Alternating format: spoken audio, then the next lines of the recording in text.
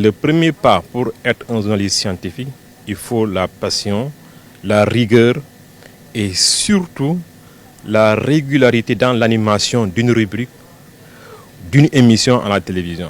Parce que vous êtes toujours appelé à être en contact avec les scientifiques. Donc c'est des rendez-vous à prendre, c'est des articles à écrire. Maintenant, comment renforcer le rapport entre le journaliste et les scientifiques? Il faut que les journalistes parviennent à rapporter de façon fidèle les propos du scientifique, mais aussi à les rendre digestes. C'est pourquoi le journaliste scientifique doit démystifier les paroles scientifiques. Nous devons faire l'effort de rendre digestes les paroles qui sont complexes. Ce n'est pas difficile. Il suffit juste d'aimer ce que l'on fait, d'être passionné des questions scientifiques pour y parvenir. En fait, les fausses nouvelles existent depuis très très longtemps. Ce n'est pas un nouveau problème. Avant les réseaux sociaux, il y avait déjà des fausses nouvelles. Du temps de la radio, du temps de la télévision et même du temps où on se racontait des histoires, il y avait des gens qui inventaient des nouvelles. Donc le problème est très vieux.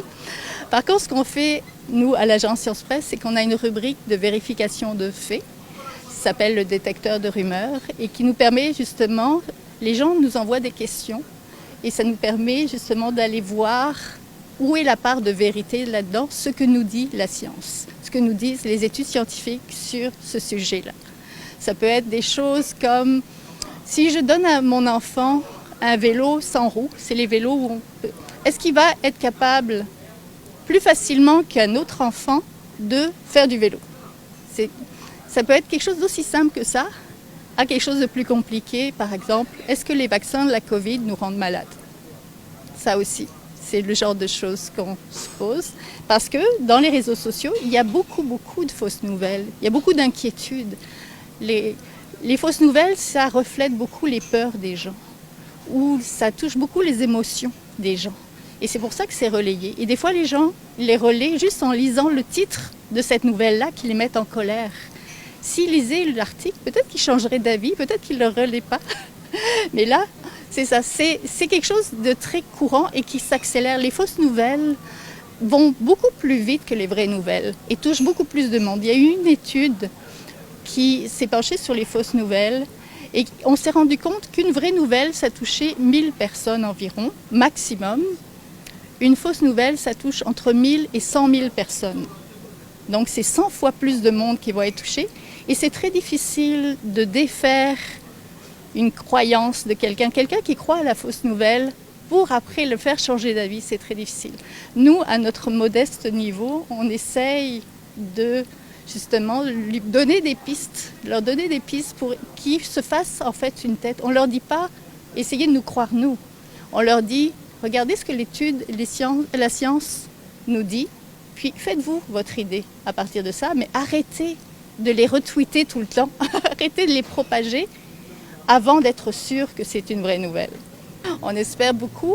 En fait, il y a des gens qui nous remercient en nous disant qu'ils ont pris le temps de lire notre travail, puis ils sont contents d'avoir des réponses par rapport à ces questions qui se posaient déjà. Et il y a des gens, par contre, que ça fâche. Mais ça ne fâche pas tellement par rapport au contenu de ce qu'on leur dit ou l'étude scientifique.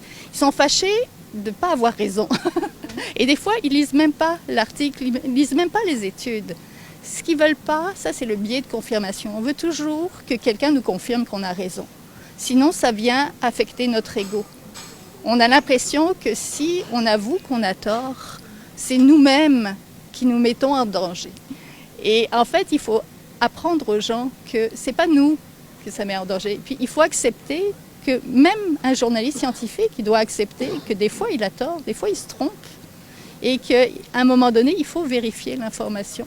Et que c'est ça notre travail en fait, de dire attendez quelques secondes avant de retweeter cette nouvelle-là. Prenez la peine d'aller à la source. Est-ce que c'est un canular? Parce que des fois, les fausses nouvelles, c'est pas forcément juste de la mauvaise information. Des fois, c'est des blagues. C'est quelqu'un qui a décidé d'avoir de l'attention. Les fausses nouvelles, c'est pas pour convaincre non plus les gens forcément. C'est pour semer du chaos, pour mettre des doutes. On va dire aux gens, ah, là, il y a peut-être quelque chose. Et les gens se mettent à douter. Ils se mettent à douter des institutions. Pas forcément, ils ne vont pas croire, ou ça ne va pas être une méfiance par rapport aux médias, qu'à ce média, ça va être par rapport à tous les médias. Si ce journaliste a tort, tous les journalistes ont tort. C'est ça que ça fait une fausse nouvelle.